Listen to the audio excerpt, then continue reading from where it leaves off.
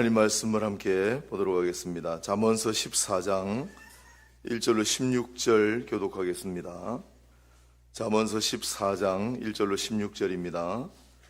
지혜로운 여인은 자기 집을 세우되 미련한 여인은 자기 손으로 그것을 허느니라. 여호와를 경외하여도 패역하게 행하는 자는 여호와를 경멸하느니라. 미련한 자는 교만하여 입으로 매를 자청하고 지혜로운 자의 입술은 자기를 보전하느니라. 없으면 구유는 깨끗하려니와 수의 힘으로 얻는 것이 많으니라.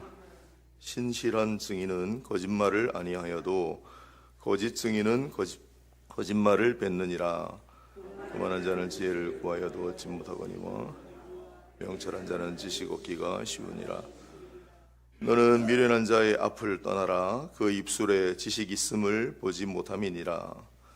이런 자의 지혜는 자기의 길을 아는 것이라도 미련한 자의 어리석음은 속이는 것이니라. 미련한 자는 죄를 심상히 여겨도 정직한 자 중에는 은혜가 있느니라. 마음의 고통은 자기가 알고 마음의 즐거움은 타인이 참여하지 못하느니라. 악한 자의 집은 황하겠고 정직한 자의 장막은 흥하리라. 병이는 사람이 보기에 바르나 필경은 사망의 길이니라.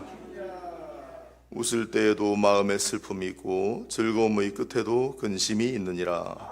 마음이 굽은 자는 자기 행위로 보응이 가득하겠고 선한 사람도 자기 행위로 그러하리라. 어리석은 자는 온갖 말을 믿으나 슬기로운 자는 자기의 행동을 삼가느니라. 지혜로운 자는 두려워하여 악을 떠나나 어리석은 자는 방자하여 스스로 믿느니라. 아멘. 자, 어제는 미련한 자가 되지 말자고 그랬는데 오늘은 슬기로운 자가 됩시다 라는 제목으로 말씀을 함께 묵상하도록 하겠습니다. 슬기로운 자가 됩시다. 오늘 본문 아까 읽었던 어디에 슬기롭다라는 말이 나오죠? 슬기로운 자가 됩시다. 계속해서 잠언서 말씀을 함께 묵상하고 있습니다. 대략 솔로몬이 아들들에게 아들 때 들려주는 계속되는 지혜의 말씀들인데 사실 두 가지가 대비가 되는 내용이 계속 반복됩니다. 지혜로운 자와 어리석은 자, 미련한 자와 그렇지 않은 자. 오늘은 8절에 있네요. 슬기로운 자의 지혜는 그랬습니다. 슬기로운 자의 지혜는 우리 한때 슬기로운 제가 그 드라마 저는 그 드라마를 안 봤습니다만은 드라마 나올 때 제목이 하도 이상해가지고 여러분 아마 보셨는지 제목은 아시는지 모르겠습니다만은 슬기로운 감옥 생활 이런 드라마가 있었어요. 슬기로운 감옥 생활. 아니 뭐 감옥 생활을 슬기롭게 하면 또 뭘 어떻게 하겠습니까? 슬기로운 감옥 생활, 슬기로운 생활이란 시리즈가 계속 나오던데 정말 우리 성도야말로 지혜롭고 슬기롭게 살아가야 하지 않는가 생각을 하게 됩니다. 어떻게 하는 것이 지혜롭고 슬기로운 삶인가? 역시 답을 구하면 하나님 말씀대로 사는 삶이 지혜로운 삶이고 슬기로운 삶이다. 그렇게 할 수 있겠지요. 자, 오늘도 그러한 여러 가지 말씀들이 우리에게 주어졌습니다. 1절을 볼까요? 지혜로운 여인은 자기 집을 세우되 미련한 여인은 자기 손으로 그것을 허느니라 그랬습니다. 뭐 여인뿐만이겠습니까? 지혜로운 자는 자기 집을 세우고 미련한 자는 자기 손으로 그것을 헐기 마련이다 라는 내용입니다. 자, 그 다음 2절을 보면 정직하게 행하는 자는 여호와를 경외하여도 패역하게 행하는 자는 여호와를 경멸하느니라 그랬습니다. 갑자기 지혜로운 자와 정직하게 행하는 자가 또 경외함을 연결해 놨는데 우리가 지난번에 시편 말씀을 봤습니다마는 여호와께서 집을 세우시지 않으면 여호와께서 집을 세우시지 않으면 다 헛되다 그랬습니다. 오늘 본문에 보니까 여호와를 경외하는 자가 정직하게 행하는 자고 지혜로운 자고 그런 자가 자기 집을 세우기 마련이다 이렇게 연결되어 있네요. 그렇습니다.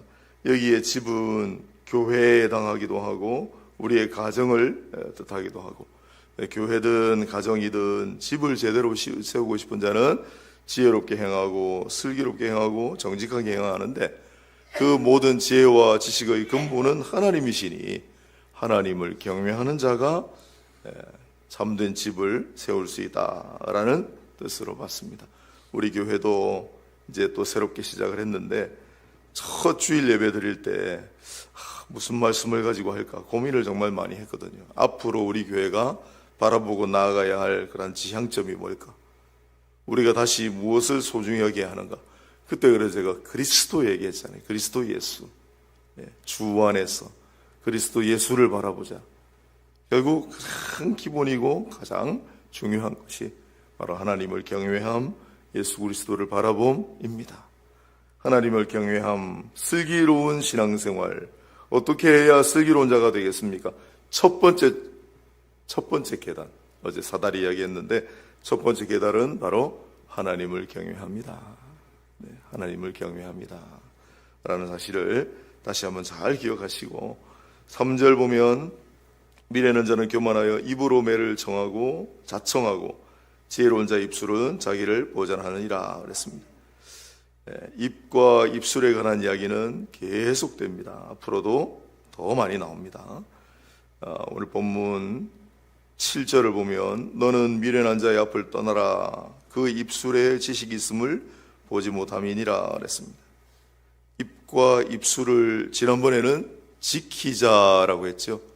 입과 입술을 지키라.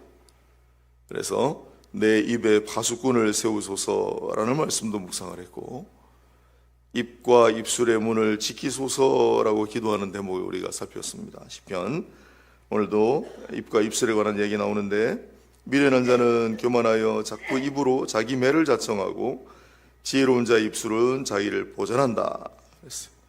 또 7절에 미련한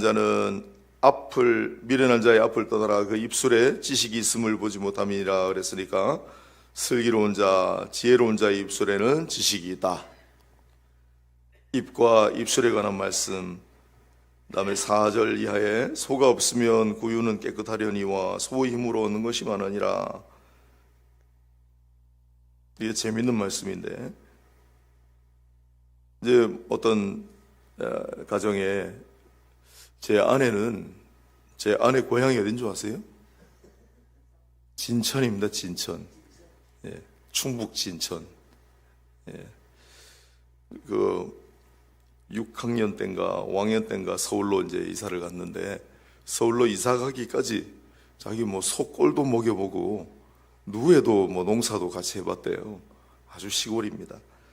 그런 시골에 이제 가정에 자 오늘도 가서 소 먹이 좀 주고 외양간 좀 청소하고 오너라 그러면 별로 안 좋아하겠죠. 애들이 아유 왜 소는 있어가지고 이렇게 더럽게 외양간을 만드나 그런 생각을 혹시 하는 아이들이 있을지 모르겠습니다. 4절을 보면 소가 없으면 구유는 깨끗하죠.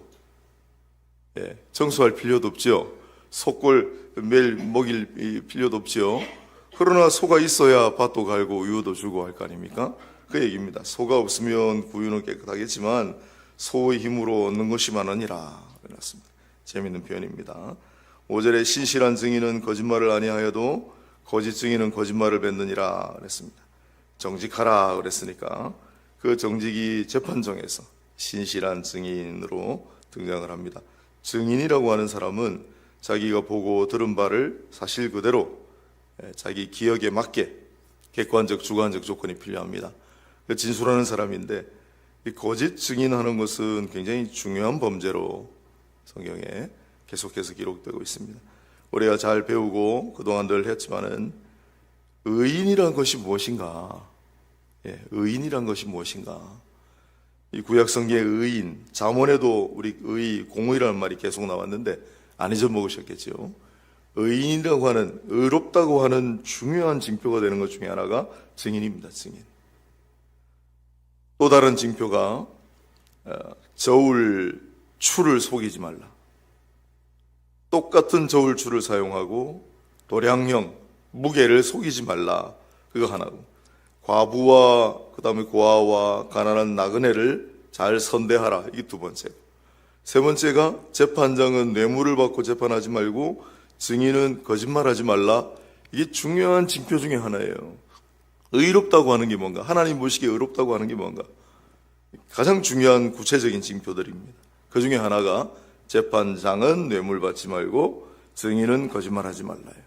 그래서 결국 재판 증인이 나오는 이 부분은 전부 의인과 관련된 얘기, 슬기로운 자와 관련된 얘기라는 사실을 알게 됩니다. 네, 오늘날도 많은 재판들이 있고 가끔씩 제가 말씀을 드립니다마는 우리나라가 참 잘 해가고 있고 여러 가지 면에서 괄목할 만한 성장을 거두었는데 제가 몇 번 말씀드렸지요. 우리나라는 좋은 점이 많습니다. 네, 뭐 좀 단점도 있긴 합니다. 그 단점 중에 하나가 거짓말 공화국이라는 거예요. 네, 어떤 분들이 거짓말 공화국이라 그래요.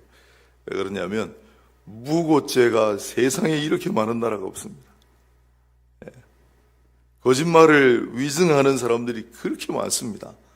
이게 거짓말에 관해서는 조금 우리 사회가 약간 뭐 그럴 수도 있지 이런 거 넘어가는 건 정치인들도 마찬가지고 온 사회 거짓말이 너무 만연합니다. 거짓말이 너무 만연합니다. 그래서 우리 교회가 만일 앞장서서 나아가야 할 게 있다면 제가 생각할 때 정말 우리 교회가 앞장서 주도하고 정말 이 사회를 견인해 나가야 몇 가지 포인트가 있다고 생각하는데 그 중에 하나가 정직입니다. 정직. 예, 정직. 계속 잠언서에 나오잖아요. 슬기로운 자, 지혜로운 자. 중요한 특징 중에 하나가 정직입니다. 부디 우리는 거짓말하지 말고 작고 사소한 일에도 거짓말하지 말고 그 순간을 모면하려고 뭔가를 거짓말을 했다가는 더 커지니까 작고 사소한 일도 잘못했다고 하고 거짓말하지 말고 정직하게 그렇게 우리가 앞장서서 살아가야 하지 않겠는가. 부디 사랑하는 여러분이요, 조금 그 순간은 조금 아플 수 있어도 그러나 항상 정직을 소중히 여기고 항상 정직한 자로 살아가는 저와 여러분이 될 수 있기를 바랍니다. 교회가 좀 정직했으면 좋겠어요.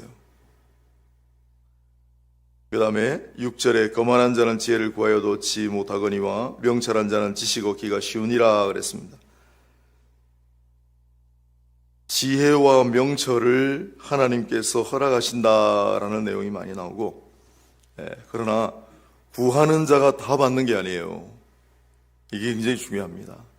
우리 기도할 때, 저도 기도할 때 많이 기도합니다. 지혜와 명철을 주시고 은사와 능력을 더하여 주십시오. 이렇게 기도하거든요. 물론 지혜와 지식도 은사의 종류니까 같은 범주의 기도 제목이긴 합니다만은 지혜와 명철을 은사와 능력을 더하여 주십시오라고 기도하시기 바랍니다. 그런데 야고보서 말씀을 보면 너희가 구하여도 얻지 못하는 것은 구하지 아니하기 때문이요.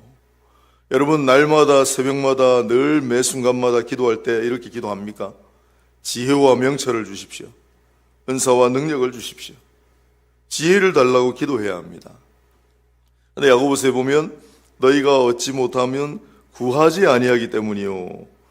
구하여도 얻지 못하면 잘못된 욕심으로 구하기 때문이다. 그래놨어요.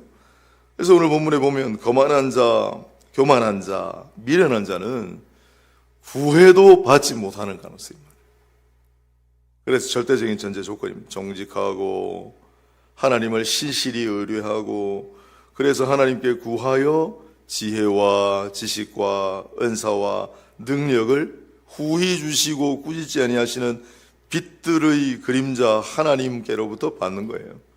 근데 우리는 날마다 기도하고 구하여 하나님 어떻게 해야 되겠습니까? 하나님 무엇을 내가 알아야 되겠습니까? 하나님 이것을 감당하기에 필요한 은사와 능력을 더하여 주십시오. 늘 기도함으로 날마다 기도할 때마다 지혜를 많이 받으시고 명철을 받으시고 은사와 능력을 받으시는 모두가 되시기를 축복합니다. 지혜가 있어야 됩니다. 우리 교회를 어떻게 하면 될까? 앞으로 우리 어떻게 살아가야 할까?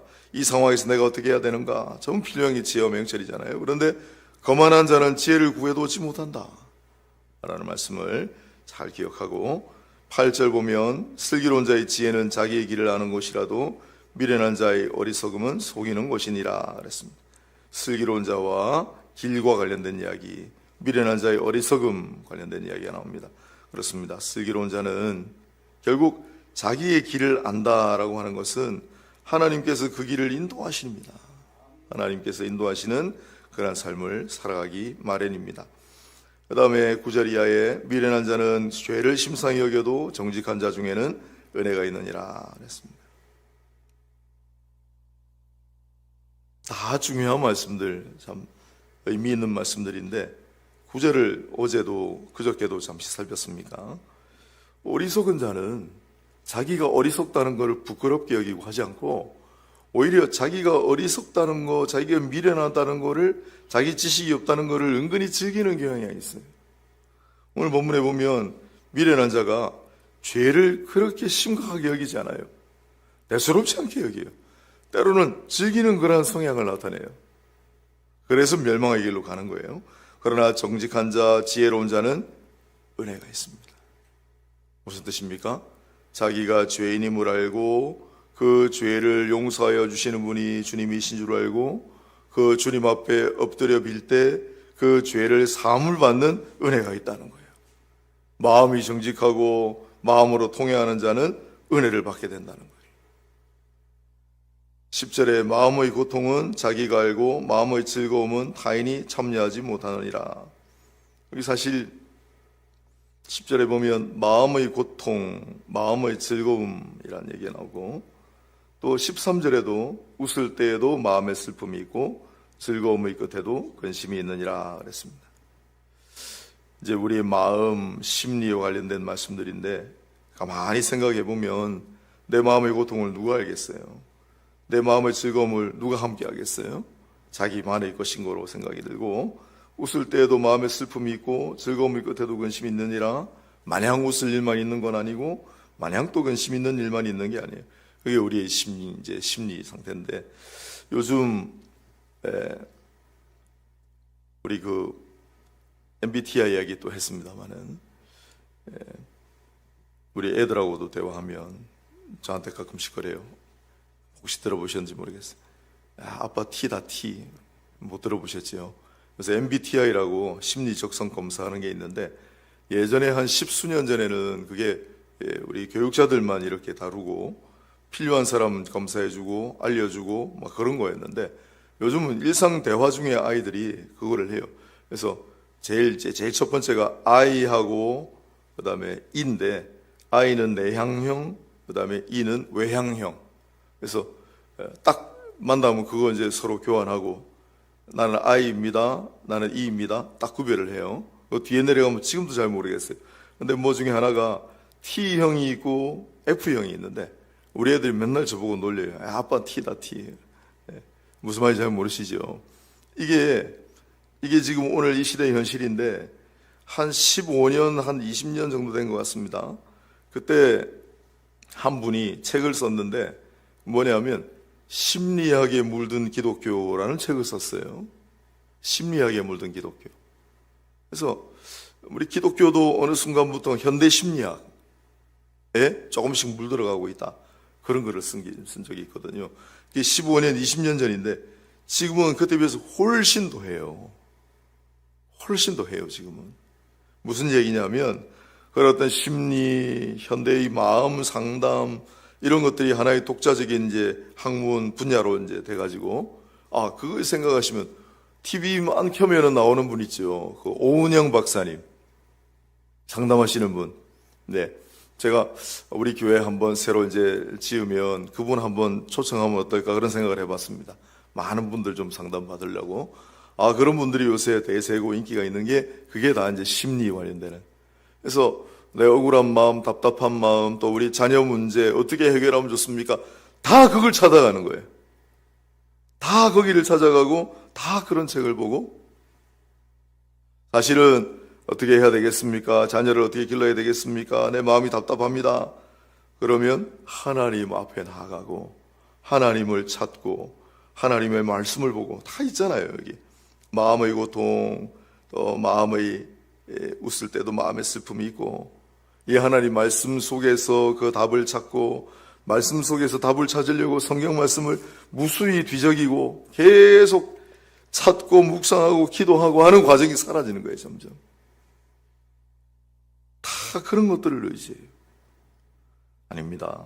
오늘 본문 말씀, 정말 하나님 말씀이 마음의 고통과 마음속에 있는 심령의 많은 부분들을 다루고 있어요. 부디 사랑하는 여러분이요, 이 새벽에 이제 새벽기도 나오시는 분들이니까 늘 하나님 말씀을 가까이 하고 하나님 말씀을 탐험하여 정말 감추어진 보화들이 있습니다. 정말 나를 위로하고 내가 정말 고통의 나락, 절망의 나락에 있을 때 나를 다시 일으켜주시는, 건져주시는 말씀들이 있습니다. 기도할 때 성령을 통하여서 나에게 주시는 위로와 놀라운 감동 감화가 있습니다. 부디 그걸 제1순위로 여기고 제1순위로 찾아서 내 삶의 절벽에 부딪힐 때마다, 내 삶의 곤경에 부딪힐 때마다 하나님으로부터 답을 얻고 하나님으로부터 위로를 얻고 하나님 말씀으로부터 평안을 얻고 하나님 말씀으로부터 희망을 찾는 저와 여러분이 될 수 있기를 축복합니다.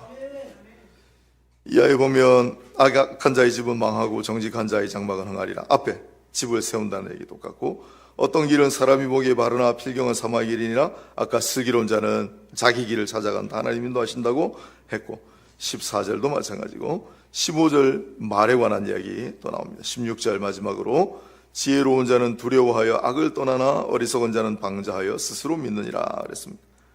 결국 슬기로운 자가 됩시다 라고 오늘 제목을 붙였는데, 슬기로운 자의 중요한 표징 중에 하나는 그가 죄를 미워하고 악으로부터 떠난다 하는 것입니다. 미련한 자는, 슬기롭지 못한 자는, 지혜롭지 못한 자는 그것을 심상히 여기고 거기에 계속 안주하고 그것을 가벼이 여기는 경향이 있지만, 슬기로운 자, 지혜로운 자는 죄를 미워하고 싫어하고 악으로부터 멀리 떠난다. 부디 죄를 미워하고 싫어하고 피 흘리기까지 싸우라 그랬잖아요. 악을 멀리하여 항상 정직을 추구하고 정직한 자가 됩시다. 항상 거짓말을 멀리하고 정직을 추구하고, 그리고 늘 하나님을 경외함을 가장 우선순위로 알고 내 마음의 고통도 우리 인생의 많은 문제도 먼저 하나님 앞에 내어놓고 하나님께로부터 답을 찾고 하나님의 위로를 구하고 하나님 안에서 평안을 얻고 하나님께 구하여 지혜와 명철을 얻고 하나님께 구하여 은사와 능력을 날마다 받아 이 어려운 세상, 복잡한 세상을 슬기롭게 잘 살아가시는 슬기로운 신앙생활 하시는 저와 여러분 다 되시기를 주님의 이름으로 축복합니다. 기도하겠습니다.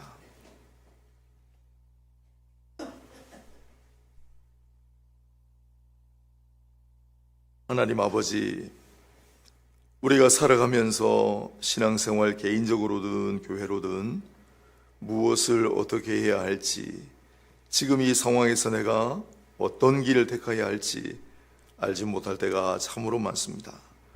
오늘도 다시 한번 슬기로운 자에 관해, 지혜로운 자에 관해 말씀을 살필 때 지혜와 명철을 구하라고 하셨고, 미련한 자, 거만한 자는 지혜를 구하여도 얻지 못한다 하셨으니 겸손한 마음으로 하나님을 경외함으로 정직하게 하나님 앞에 나아가 지혜를 얻고 명철을 얻고 은사와 능력을 얻어서 지혜롭게 슬기롭게 이 세상을 살아가고 우리의 가정 자녀들을 이끌고 또한 교회를 세우며 일구며 나아가는 그러한 우리 모두 이 새벽의 권속들 다 되게 하여 주옵소서. 우리의 구주 예수님 거룩하신 이름으로 기도하옵나이다. 아멘.